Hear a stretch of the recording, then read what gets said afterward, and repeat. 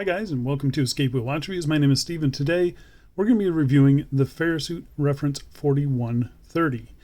I purchased this watch with earnings from this channel. I don't have to send the watch back, obviously, but no matter how I get a watch in for review, it's never going to sway my opinion one way or another. You're always going to get my honest review on this channel. And if by the end of this review you want to pick one of these up, I'll be leaving some links down in the video description. So like I mentioned earlier, you can get this from multiple places. There's no official site.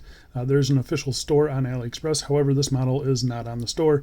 I have seen it mostly right around $610 US. However, I purchased it from goodstuffs.com. So I purchased this watch for $520 US. However, the full-fledged out version is $580.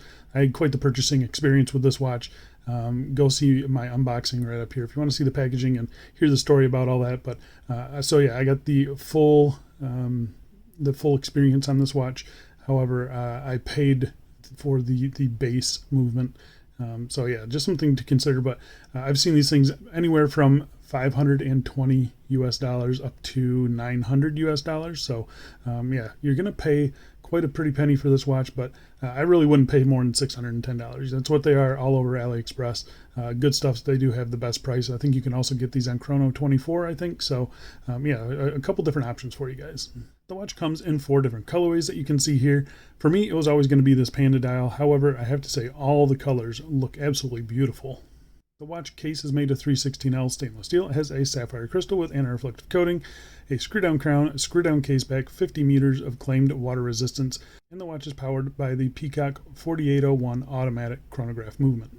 So there's not much in the way of reviews or even pictures of this watch online. It was sold out for a while, at least this colorway was, but it's back in stock hopefully now, and it does have a few upgrades from the very first version that came out. I know the price is kind of scary for a Chinese watch brand, but let's find out if it's worth the money. I say we do it, but before we do a quick wrist check today, wearing a oldie but a goodie Citizen Pro Master. No review for this one, there's plenty online. All right, let's get the dimensions. I've got a case diameter of 39 millimeters. Case thickness of 12.8 millimeters. Got 20 millimeter lug width. Lug tip to lug tip of 46.4 millimeters. End link to end link of 50.9 millimeters. And sized up for my 7.5 inch wrist with about 4 links removed, I think. It weighs 145 grams. So for me, this thing is absolutely perfect. 39 under 47 lug to lug. And the thickness, 12.8 millimeters. And that includes the crystal there, so it does wear very nice. It's a very flat case, which is typical for an oyster style case like this. And I do think the case back sits a little high, so it does, you know, push this mid case off your wrist just a little bit. But I still really like the way that this thing wears. The size, like I said, is just perfect. So I'm gonna go outside right now and throw it on my wrist for you. Hey, here we are on my 7.5 inch wrist, and as you can see, it wears just about perfect. 39 millimeters, I had no doubts. Short lug to lug, it is a flat case like I mentioned, but I still feel like it wears pretty darn good. Even with the male end links, they don't really bother me at all. Maybe on some really smaller wrists that they might, but here, I really don't think so. But the crystal is excellent. The bezel insert looks awesome, and the case in general just looks very good. The high polish just looks fantastic over here.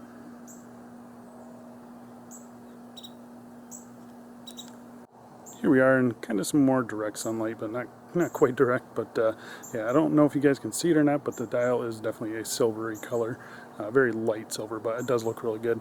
Legibility, it is a little bit of a problem, I'll admit it, but for the most part, it hasn't been an issue. I think the indices and the hands, they stick out enough.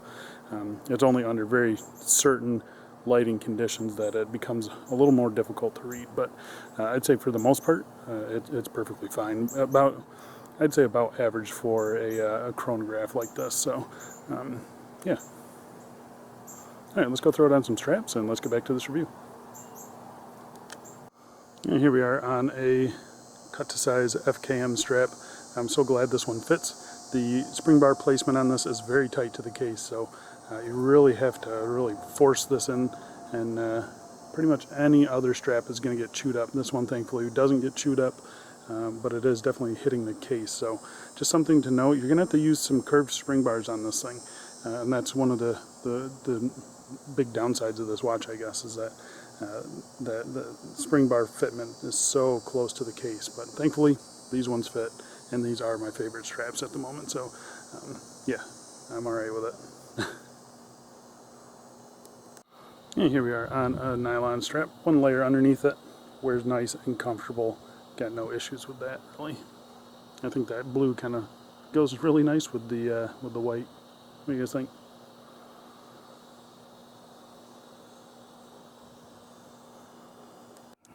And here we are lastly on a double pass nylon strap. This is another one from C&S Watch Bands.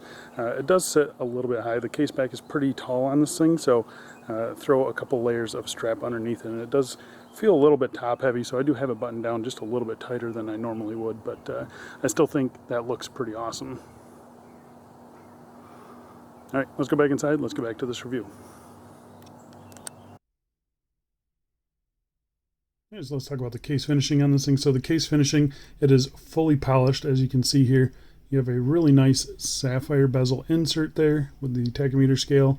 It starts down over here. But yeah, it's just a very clean looking sapphire. I did test it for sapphire.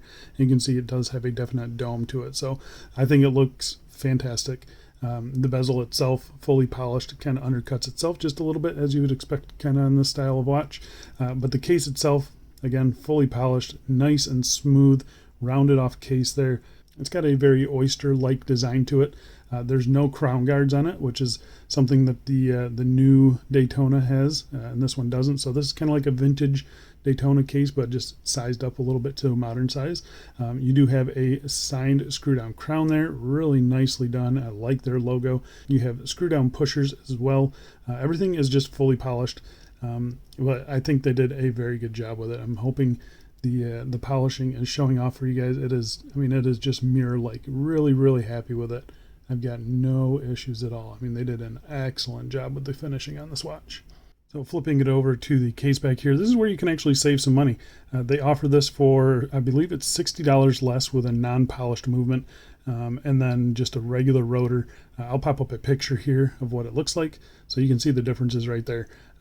I asked for that non-polished one, but they sent me this one probably just because it was a bit of a mix-up in the order process, but yeah, I'm happy to have this one here. I think it looks great though. Look at that rotor. That rotor is huge. It covers up the movement, which I don't like, but the rotor on this thing is absolutely gorgeous. I mean, just really, really nicely done. 41 joules it says on there. Then you have a kind of a spec sheet around the outside. Chronograph, reference 4130, sapphire, stainless steel 316L, and then water resistant 5 atmospheres. It's kind of this, I don't even know how to describe it, kind of a muddled or rocky or bead blasted almost appearance on the outside. I think it looks really good. That is a sapphire display case back. I did test it. Yeah, so really happy with that screw down case back. I'm not a huge fan of these coin edge style ones. I've learned to deal with them, but yeah, I'd rather just have simple notches. But I gotta say, the back of this looks absolutely beautiful. All right, so let's talk about the crystal. First things first, we'll test it for sapphire. You can see it is positive for sapphire. So it is a box dome sapphire crystal. You can see there, really nice dome to it. Ultra clear at the steep angles that you can see there. A little bit of distortion around the edges there. It does have a blue AR coating to it, which I know some people will complain about it, but for me, it's not a big deal at all. It does a really good job keeping the dial nice and clear. There are some times where it gets like that little haze that you get from a blue AR coating, but for the most part, I think it looks absolutely fantastic. It keeps the dial nice and close to the crystal, keeps the rehaut just razor thin. It's a really, really good looking crystal, guys. It looks fantastic. All right, getting up close and talking about the dial on this thing. The dial is absolutely stunning. It's not a pure white, but it's a very light silver. It looks white for the most part, but you can definitely tell that it is a silver color. Right there, you can kind of see it shift to a silvery color. So it's a very nice looking dial, though. It looks absolutely gorgeous. You have the dark subdials. They look excellent. They're kind of sunken down into the dial there, as you can see, just a little bit. It's got a circular pattern on each one of those subdials, as you can see here. Talking about the one down here at 6. But yeah, they look fantastic. The printing is nice and crisp as well. The applied indices at all the hour markers, they look really good. They are brushed and polished there. You can see brushing on the top surface and then polishing on the inner and outer surfaces there. They look excellent. They kind of sparkle. They look really good. The 12 o'clock index here, let me get this second hand out of the way. The 12 o'clock index here looks, again, really nicely done. It's that applied Farasute logo. It has all these different facets on it, so it kind of sparkles. It just catches the light beautifully. Really nicely done. The writing on the dial, that is new. So before it used to say classic and creative. A lot of people didn't like that, me included. But now it has the Farasute Trackmaster 1 column wheel. So I'm a huge fan of that. I think that looks cool, sounds cool. Yeah, it's a nice update that I was not expecting. I was expecting the classic and creative. I was going to live with that, but I'm glad they changed it up. The handset on them, really thin, vintage style handset, but a perfect length in my opinion. They look really, really good, faceted. They pick up the light, just excellent. High quality polishing on that. The second hand sweeping around there, 8 ticks per second, looking really, really good. You do have little lume plots at all the edges of each hour marker there. So the lume on this watch is actually pretty decent. It's nice. It's BGW9. I'm going to pop up a lume shot against a couple other chronographs in the collection. So yeah, you can see that it is BGW9. It's got that nice ice blue glow. Pretty decent right off the bat, but the area for the lume is just so small that it just kind of fades away, and it doesn't last very long. It's not a deal breaker for me. I don't really expect too much lume from a chronograph, so the fact that this has it is BGW9 and it's okay is a bonus for me. So yeah, I'm pretty happy with the lume on this thing, even though it's not great. Okay, so let's talk about the movement in this watch. This is a big selling point of the watch. Under $600 US, and you're getting an automatic chronograph movement. This movement is the Peacock or Dandong 4801 automatic chronograph. It's 41 joules and 55 hours of power reserve, 28,800 beats per second. So 8 ticks of the second hand down there, really nice and smooth, and then 8 ticks of the chronograph second hand every second as well. It's been a great movement for me. Here's how mine has been running. That's a little bit faster than I would like in a watch like this, especially at this price point. But that 15 seconds or whatever it says over there is dial up. Over the course of like the last 2 weeks, it's been running plus 7 seconds. So that's acceptable to me. I'm pretty happy with that. But the movement itself, it is a hacking movement, hand winding. It has a unidirectional winding rotor, so you can get that kind of rotor whirl that you get from Miyotas. I put it on par with like the Miyota 9000 series. It's definitely not as noisy as the Miyota 8000 series, so that's just something to know. And I will say, at least with this rotor here, it must not be balanced great. So when it does get spinning, it doesn't spin as long as like a Miyota 9000. So it hasn't ever really bothered me. I haven't really noticed it too much on wrist. So for me, it's a non-issue. I would definitely prefer a bidirectional winding, but it is what it is. I mean, this is what we have to deal with, and I'm okay with it, especially because it's really not that distracting at all. But the movement itself, it is excellent. It's been going great for me. I did have this off wrist for the last 48 hours. I'm coming back to shoot this now. But yeah, it was still ticking along. So it was going on 48 or 49 hours or something like that, and it was still going. So that 55 hours of power reserve seems legit. So that's nice to see as well. The movement is based on the new Rolex Daytona movements, and if you can see here, let me see if I have. So the subdials are actually above, just barely above the pinion, just barely. So they're not directly in line. So that's why you can kind of see right here. The subdials are set up a little bit higher than down here. So that's just something to note. I don't mind it at all. It doesn't bother me at all. I thought it would, but it doesn't. I had it on my previous Suggest Daytona. I have it on this one here, and it really doesn't bother me at all. I love the way that it looks. But as far as the functionality of the movement, it's been really good for me. It's very solid feeling. The crown here, nice threading. You got plenty of grip on the crown. There's no real pop out, which is fine. The first position is your hand winding. It's a pretty heavy hand winding. It reminds me a lot of like a PT 5000. The second position hacks the movement there, and this is where you set your time, and everything functions as it should. The alignment on this thing was perfect. Yeah, I've got no issues with the movement, setting time and stuff like that. You push it in, it starts up the movement again. And then the only real issue I have is the threading. It doesn't quite pick up right away like I would like it to. So it's one of those crowns where I've been rolling it back until it seats in the threads, and then I can screw it in. It is also one of those crowns where you're winding the movement while you're screwing it in, so it can be a little bit heavy, a little bit difficult to screw in, but I've never had an issue with it not going all the way in. So yeah, just something to note. As far as the pushers go, it functions just like any other chronograph. Top pusher starts and stops the chronograph. Second pusher resets everything.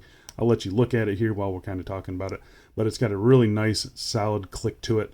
I'm pretty happy with this. It's got a 30-minute counter over here and then a 12-hour totalizer over there. So yeah, I've got no real complaints with this thing at all. I'm going to fast forward this real quick. So I just wanted to show you guys the minute hand. It does tick over right at 12. It's not one of those ones that gradually goes. So there you can see, and clicks right over right at 12 o'clock. So yeah, really happy with that too. I like that. Yeah, I mean, there's not a whole lot of negative to say about this watch, honestly, or the movement, I should say. The pushers, like I said, they feel really good, and you do have that instant snapback as well. It's got the correct subdials, and yeah, I mean, it's been a great movement for me. I've really been enjoying it. The screw in and screw out of these pushers is also really nice and smooth. And really the only other thing you have to worry about is the servicing of it or the replacement of it. Yeah, I still don't know if it is worth servicing this movement. Most of the time with Chinese watches, it's easier and cheaper just to swap out the movement, but this is a little bit different. So yeah, I guess that's a bridge that I'll have to cross when I get to it. But for right now, I'm just going to enjoy the watch for what it is. All right, so let's talk about the bracelet. So the bracelet is 20 millimeters and it tapers down to 16 millimeters at the clasp. You have 3 solid links. You have screw pins for sizing. I removed like 4 or 5 links for my 7.5 inch wrist, and I just wanted to note it. I just wanted to make a note for you guys. This link here is removable and it is tapering. So I didn't notice that at first. Typically these tapering links are not removable. This one is. So I had one of these ones that was 16 millimeters butting up against here, and there's a little step in it. So yeah, just something to note. You're gonna need to keep that one in there. It was an interesting thing to see or to note, but yeah, really, other than that, no issues with sizing at all. It does have quick release spring bars, as you can see there. The bracelet machining and finishing is top notch. I mean, those center links, those center polish links, nicer than St. Martin is doing. The outer brushing, again, I would say just as nice as St. Martin's. This bottom edge has been rounded off better than St. Martin bracelets. The end link fitment, nice and tight in here. Got no issues with that. And like I mentioned, they do have quick release spring bars, so that's awesome. A huge bonus for me. I'm a strapaholic. I would say obviously the middle polish link there, it's going to be an opinion splitter. I honestly don't mind it. I think it looks pretty good on the watch. But it's obviously going to pick up fingerprints and scratches much easier than a brush bracelet would. So another upgrade, apart from the quick release spring bars, is a new on the fly clasp. So again, this looks a lot like the St. Martin clasp. You have the exposed screws over here. Really nice brushing on this top surface with the Farasute branding. Everything is done really nice. There's no real sharp edges. This is a little bit sharp, but the corners, they aren't sharp. And the bottom edge is not sharp either. Polishing on the sides there, nicely rounded pushers. Everything functions as it should. Fully milled on the inside, nice tight tolerances. Yeah, so it opens, it closes just fine, and it functions just like the St. Martin clasp does. So you push it in here, and that extends out about, I think it was like 9 millimeters or something like that, and then you can ratchet it closed without doing it. So usually I put it on a little loose, and then I'll tighten it down to what I prefer it to be at. And yeah, so it's really nice to have. I do really enjoy these clasps. I think it looks excellent. Obviously, it doesn't really flow with the bracelet design, but I really don't care. I think that clasp looks really good though. Really, I just like that extra bit of design on it with the lines there, and the branding I think is cool. So yeah, the bracelet itself, I was actually really impressed. I'm putting it on par with St. Martin bracelets. I have quite a few of these oyster style bracelets from St. Martin. The tolerances are the same. This one feels a little bit softer on this bottom edge. That was always an issue with St. Martin watches. But yeah, the tolerances are good. It just feels really just buttery smooth. Yeah, I'm overall pretty happy with the bracelet on this watch, honestly. So there you go, guys. That is the Farasute 4130 automatic chronograph in this beautiful kind of vintagey Daytona style, but with a modern size and a modern feel. I mean, it feels fantastic. It's got a really nice movement, very solid. The crystal on it is excellent. The sapphire bezel insert is awesome. The movement is absolutely gorgeous. And it's a sapphire display case back. The bracelet is good. The case finishing is good. I mean, this is a San Martin tier watch in my opinion, with that movement and just look how good that looks. It is. The looks on this watch were a big selling point to me. The automatic chronograph as well, and the fact that it's built as nice as it is. I've seen people say that it's not as nice as a San Martin. I disagree. I think this is every bit as nice as my San Martin watches. And I mean, it looks absolutely gorgeous. Definitely my favorite chronograph that I've seen in quite a long time. I kind of fell in love with the Artisian de Genev Daytonas, but obviously those things are like, I don't know what they are, $80,000 probably. So yeah, the fact that I can get this for $600, it's a big selling point, and I mean, it just looks absolutely stunning. And I like the fact that it's not a direct clone to a Daytona or a Speedmaster or anything like that. So it's something unique, and I like the branding, and I mean, it just has all the elements of a watch that I really like, and it came together in a beautiful package. So yeah, there's not a whole lot of negative to talk about on this watch, but hopefully you guys enjoyed this review. Hopefully I helped you out. I know these watches are expensive, but hopefully this swayed you one way or another. But I think that's it for me. Thanks a lot for watching, guys, and I'll see you in the next one.